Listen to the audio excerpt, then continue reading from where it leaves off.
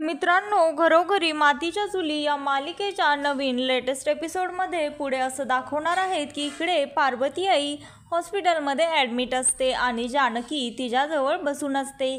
तेवढ्यातच एक माणूस डॉक्टर बनून डॉक्टरच्या वेशामध्ये पार्वतीजवळ येतो आणि पार्वतीवर हल्ला करायला लागतो. तेवढ्यातच जानकी त्याला पकडते आणि त्याच्यासोबत त्या दोघांची झटापट होते. तेवढ्यातच जानकी त्याच्या तोंडावरचा मास्क काढण्याचा प्रयत्न करते, पण तो जानकीला काही आवरत नाही. तो माणूस जानकीला ढकलून देतो आणि जानकीवरच वार करायला लागतो. तेवढ्यातच तिथे ऋषिकेश येतो आणि त्याचा हात पकडतो आणि त्याला कानाखाली 2-3 मारतो. त्यानंतर त्याला त्या वॉर्डच्या बाहेर आणतो आणि त्यानंतर तो माणूसही ऋषिकेशला ढकलून देतो. त्या दोघांचीही झटापट होते. त्यानंतर तो माणूस ऋषिकेशच्या हातातून सटकून पळून जातो आणि जानकीही त्याच्या पाठोपाठ पळत जाते आणि तेवढ्यातच तिथे ऐश्वर्या येते. त्यानंतर ऋषिकेश त्याच्या मागे धावतो, पण तो माणूस काही हाती लागत नाही. आणि त्यानंतर इकडे ऋषिकेश वापस हॉस्पिटलमध्ये येतो आणि जानकी तिथल्या नर्सला पोलिसांना कॉल करायला सांगते. ते ऐकून लगेचच ऐश्वर्या तिथला फायर अलार्म वाजवते आणि त्यानंतर हॉस्पिटलमधला सर्व स्टाफ इकडे तिकडे पळायला लागतो. आणि इकडे घरी शरू आणि सौमित्र आलेला असतो. त्यांना पाहून शर्वरी फारच खुश होते आणि त्यांना म्हणते, बरं झालं तुम्ही दोघे आलात. मी इथे एकटी फारच बोर होत होते कारण घरीही कोणी नाहीये. त्यावर सौमित्र विचारतो, सर्व घरचे लोक कुठे गेलेले आहेत? त्यावर ती सांगते, त्या पार्वती काकूंना ॲडमिट केलं होतं आणि त्यामुळे जानकी ही हॉस्पिटलमध्येच त्यांच्याजवळ बसून आहे आणि तिला घेण्यासाठी आई आणि मग ऐश्वर्या दोघी गेलेले आहेत. आणि शर्वरी सौमित्रला विचारते, काय रे तू असा कोर्टाचा ड्रेस घालून का आलेला आहेस? तू काय डायरेक्ट कोर्टामधनं इकडे आलास की काय? त्यावर तो म्हणतो हो. आणि ती विचारते, का रे तुम्ही एवढे खुश का दिसत आहात? त्यावर अवंतिका शर्वरीला सांगते, खूप दिवसांपासून एक केस पेंडिंग होती आणि तिचा काही निकाल लवकर लागत नव्हता. तारीख पे तारीखच पडत होती आणि आज मात्र फायनली तिचा निकाल लागला आणि त्या केसमध्ये आम्ही जिंकलेले आहोत. त्यामुळे आम्ही एवढे आनंदी आहोत आणि स्पेशली मी आज ह्यांना मुंबईवरनं इथपर्यंत मी स्वतः ड्रायव्हिंग करून घेऊन आलेली आहे. आणि इकडे जानकी ऐश्वर्याला विचारत असते, तो माणूस तूच पाठवला होता ना? तो माणूस कोण होता? त्यावर ती म्हणते, माझा काय संबंध या सर्वाशी? तर ऋषिकेश तिला विचारतो, जर तुझा संबंध नाही तर मग फायर अलार्म कोणी वाजवला? ती म्हणते, इथे एवढे मोठे लोक आहेत आणि त्यामध्ये मीच तो अलार्म वाजवला आहे. असं तुम्ही उगाचच माझ्यावर का आरोप घेत आहात खोटे? तेवढ्यातच तिथे सौमित्र येते आणि जानकीला म्हणते, अगं तुला इथेही ऐश्वर्यावरच ओरडायचं आहे का? निदान आपण कुठे आहोत, कोणत्या परिस्थितीमध्ये आहोत याचं तरी जरा भान ठेव जानकी. ठीक आहे म्हणून सौमित्राला विचारते, आई तुम्ही इकडे कसं काय आलात? त्यावर ती म्हणते, मी इथे तुला बोलवण्यासाठीच आलेलो आहोत आणि मला पार्वतीताईंनाही भेटायचं होतं. त्यांच्या तब्येतीचीही चौकशी करायची होती. त्यासाठी मी आणि ऐश्वर्या इथे आलेलो होतो. त्यावर ती म्हणते, अगं तू इथे हॉस्पिटलमध्ये आहेस तर घरचं सर्वच विसरून गेली आहेत. तुला लक्षात नाही का आता श्रावण महिना सुरू झालेला आहे आणि त्यासाठी आपण घरी उद्याच मंगळागौर ठेवलेली आहे. त्यावर डॉक्टर येतात आणि डॉक्टर सांगतात, आत्ता रूम नंबर 12च्या पेशंटला शुद्ध आली आहे, मिसेस पार्वती रणदिवे. त्यावर मग तो ऋषिकेशला आवाज देतो आणि म्हणतो, तुमच्या आईला शुद्ध आली आहे. त्यावर ते सर्वजण पार्वतीजवळ तिला भेटायला जातात. त्यानंतर सौमित्रा तिला म्हणते, कशा आहात तुम्ही? आता बऱ्या आहात ना? तुमची तब्येत ठीक आहे का? आणि तुम्ही अशा कसं काय लगेचच घरातनं अचानक कोणालाही न सांगता निघून गेला? सौमित्रा म्हणते, तुम्ही लवकर बऱ्या व्हा. मी तुम्हाला घरी घेऊन जाण्यासाठीच आलेले आहे कारण उद्या आपल्या घरी मंगळागौरीची पूजा आहे आणि तिथे सर्व रणदिवेंच्या सुना आणि रणदिवेंच्या सर्व बायकांनी उपस्थित राहणं अनिवार्य आहे. त्यामुळेच मी तुमच्यासाठी इथे आलेली आहे. त्यानंतर डॉक्टर म्हणतात, तुम्हीला आता डिस्चार्ज आम्ही देऊ शकतो, पण जर तुम्ही ह्यांची घरी व्यवस्थित काळजी घेणार असाल तरच. आणि तुम्ही काळजी करू नका, तो माणूसही लवकरच सापडेन तशी आमच्या हॉस्पिटलमध्ये कंप्लेंट केलेली आहे. आणि इकडे सारंग ऐश्वर्याला म्हणतो, ऐश्वर्या तुमच्या डोक्यामध्ये काय चालू आहे हे मला कळेन का? तुम्ही त्या पार्वतीला घरी आणण्याचा प्लॅन का सांगितला आणि तुम्ही तिला का घरी आणत आहात? तुम्ही विसरलात का सर्व? त्यावर ती म्हणते, मी काहीच विसरलेली नाही. तो म्हणतो, जर तुम्ही तिला घरी आणलं आणि जानकी आणि जर ती लताबाई एकमेकींना बोलल्या तर आपला प्लॅन फिसकेल, आपलं सगळं संपून जाईल. त्यांना कळेल की तीच तिची आई आहे.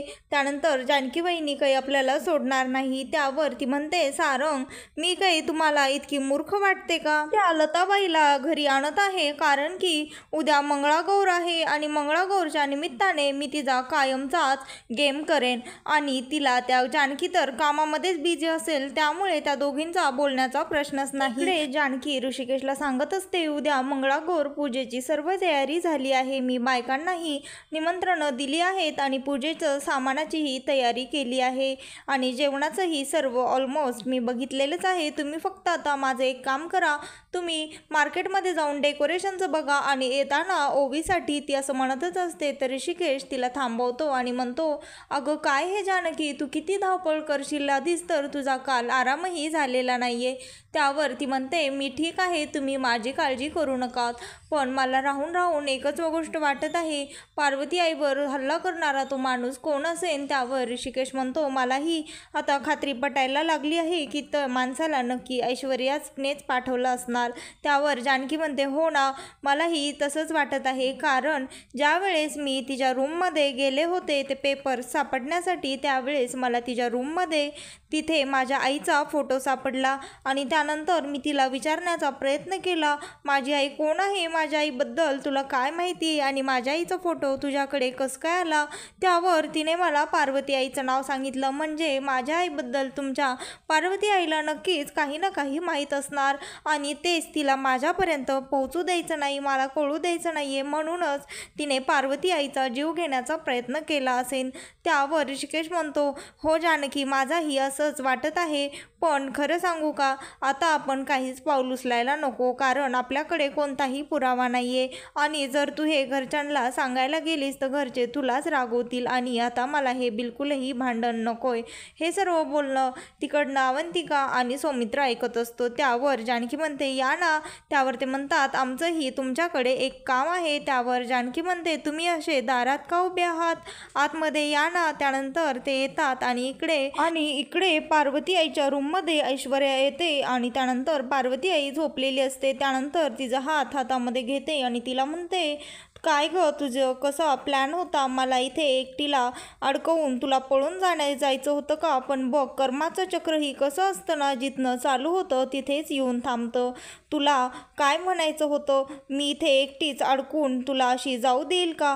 त्यानंतर पार्वती म्हणते, नाही, तसं नाही, मी तुला अडकवत नव्हते, पण त्या जानकीला माझ्यावर संशय आला होता, त्यामुळे मी तिथे मंदिरात जाऊन बसले होते. त्यानंतर ती म्हणते, तुला मी आठवण करून देते, आपल्यामध्ये एक डील झालं होतं आणि ते डील म्हणजे असं होतं की झालं तरीही ते नाटक सुरू ठेवायचं, ते नाटक थांबवायचं नाही आणि आणखी एक गोष्ट, त्या पार्वतीला बिलकुलही बोलायचं नाही आणि तिला या रूममध्येही येऊ द्यायचं नाही, कारण तिला तुझा जीव घ्यायचा आहे, ती तुझ्या जीवावर उठली आहे, तुला वाचवण्याचा प्रयत्न करत आहे. आता काय ते तूच बाई विचार कर, म्हणजे नेमकी विलन कोण आहे?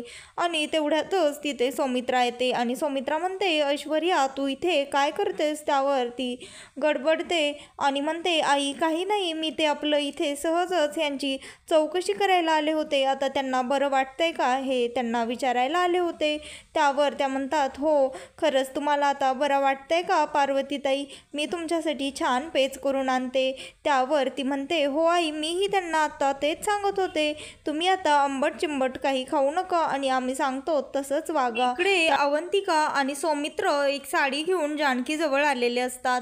त्यावर ती साडी बघून जानकी म्हणते, अगदी सुंदर साडी आहे, कलरही फारच छान आहे, बघू. त्यानंतर ती साडी हातात घेते आणि अवंतिकाच्या अंगावर टाकते आणि म्हणते, फारच सुंदर दिसत आहे, कलरही खूपच छान आहे, अगदी तुझ्या अंगावर ही साडी उठून दिसेन, तू फारच गोड दिसशील अवंतिका. त्यावर ती म्हणते, बघितलं का, चल आता काढ माझे 1000 रुपये असं म्हणून हसायला लागते. त्यावर जानकी विचारते, तुम्ही हे काय बोलत आहात आणि तुम्ही हसतायत का? त्यावर अवंतिका सांगते, काही नाही वहिनी, आमच्यात एक डील झालं होतं. ज्यावेळेस आम्ही मुंबईला हे साड्या घेत होतो त्यावेळेस मी म्हटलं होतं याला, ज्यावेळेस मी साडी बहिणींना दाखवेन त्यावेळेस त्या स्वतःचा विचार न करता ही साडी मलाच म्हणतील तुझ्या अंगावर खूप छान दिसणार आहे. आणि अगदी तसंच झालं. त्यामुळेच आमची चॅलेंज लागली होती. त्यावर ती हसते आणि म्हणते, काय हे तुमचं लहान लेकरांसारखं? त्यानंतर ती म्हणते, बघितलं का सौमित्र, चल आता काढ तू माझे 1000 रुपये, कारण मला माहीत आहे तुम्ही नेहमीच स्वतःचा विचार करण्याआधी दुसऱ्यांचा विचार करतात. सौमित्र त्यावर जानकीला म्हणतो, वहिनी ही साडी आम्ही तुमच्यासाठीच आणली आहे आणि दादालाही एक कुर्ता आणला आहे. त्यावर तो म्हणतो, अरे पण तुम्ही आमच्यासाठी हे का आणलं आहे? तुम्ही हे सर्व नाना आणि आईसाठी करायला पाहिजे. त्यावर तो म्हणतो, त्यांच्यासाठी तर आम्ही करतोच, पण आम्ही स्पेशली खास तुमच्यासाठी हे आणलं आहे. कारण ज्यावेळेस आम्ही इथनं जाणार होतो त्यावेळेस आम्ही ठरवलं होतं, ज्यावेळेस मी माझी मुंबईमध्ये पहिली केस जिंकेन त्यातनं मी तुझ्यासाठी आणि वहिनीसाठी काही ना काहीतरी आणेन. त्यावर ऋषिकेश म्हणतो, अरे पण ह्याची काही गरज नव्हती, हे तुम्ही का करत आहात? तो म्हणतो, काही विचारू नको, तू फक्त घाल दादा कुर्ता, मी आणलेला तुला आवडेन. तो म्हणतो, खरंच तुमच्या दोघांचे आमच्यावर खूप उपकार आहेत, तुम्ही नेहमीच आम्हाला सपोर्ट करता. तुम्ही नसता तर माझं लग्न अवंतिकासोबत कधीच झालं नसतं आणि तुम्ही नसतात तर आम्ही तिकडे मुंबईलाही जाऊ शकलो नसतो. त्यावर अवंतिकाही म्हणते, खरंच वहिनी तुम्ही आहेत म्हणूनच मी या घरामध्ये येऊ शकले, या माणसांना भेटले, तुमचा माझ्यावर खूप उपकार आहे, खरंच खूप खूप थँक्यू. त्यावर जानकी म्हणते, बाद झाला आता कौतुक. आणि त्यानंतर त्या दोघी एकमेकींना हक करतात. तर मित्रांनो, घरोघरी मातीच्या चुली या मालिकेच्या पुढच्या भागामध्ये असं दाखवणार आहेत की इकडे ऐश्वर्या सारंगला सांगते की तू घरातनं सर्वांना बाहेर गार्डन एरियामध्ये जमा कर, कोणालाही घरामध्ये ठेवू नकोस, तू काहीतरी कारण सांग आणि त्यांना तिकडे घराच्या बाहेर घेऊन जा, असं ती त्या सारंगला सांगत असते. त्यानंतर सारंग ऐश्वर्याने सांगितल्याप्रमाणे सर्वांना बाहेर गार्डन एरियामध्ये एकत्रित जमा करतो आणि कोणता तरी गेम खेळायला लागतो. त्यानंतर इकडे ऐश्वर्या तो मोका साधून घरामध्ये कोणी नाही आहे हे पाहून हॉलमधल्या झुंबरची दोरी अर्धवट रस्सीने कट करते आणि त्यानंतर जानकी त्याला विचारते, सर्वजण इथे एकत्रित हसत खेळत असताना सारंग भाऊजी तुमची बायको कुठे आहे? त्यानंतर इकडे मंगळागौरच्या दिवशी पार्वती आई आणि जानकीची मुलगी बाहेर एकत्र असतात. त्यावर तिच्या हातामध्ये एक चित्र असतं. त्यावर पार्वती आई विचारते, हे कसलं चित्र आहे? ती सांगते, माझी आई आनंद आश्रममध्येच वाढली आहे. त्यानंतर तिला कळतं म्हणजे नक्कीच जानकी माझी मुलगी आहे. त्यानंतर ती जानकीला भेटायला जाते. तिला म्हणते, खरंच तू किती दिवसांनी भेटलीस? तिचं कौतुक करते, तिच्या तोंडावरनं हात फिरवते. पण जानकीला कळत नाही की पार्वती आई हे सर्व का करत असते. तिला माहीत नसतं की पार्वती आईला समजलं आहे की मीच तिची मुलगी आहे. त्यानंतर इकडे खेळ चालूच असतात आणि पार्वती आई तिच्याजवळ तिला सांगायला जाते. तेवढ्यातच वरतून ती झुंबरची रस्सी जी ऐश्वर्याने थोडीशी अर्धी कट करून आदल्या दिवशी ठेवलेली असते ती पार्वती आईच्या आणि त्या जानकीच्या अंगावर पडणारच असते. तेवढ्यात जानकी पार्वती आईला बाजूला ढकलते आणि ते झुंबर जानकीच्या पाठीवर येऊन पडतं. तेवढ्यातच ऋषिकेश तिथे येतो. तर मित्रांनो, घरी मातीच्या चुली या मालिकेचे नवनवीन लेटेस्ट एपिसोड आणि प्रोमोज पाहण्यासाठी आत्ता चॅनलला लाईक, शेअर आणि सबस्क्राईब मात्र नक्की करा.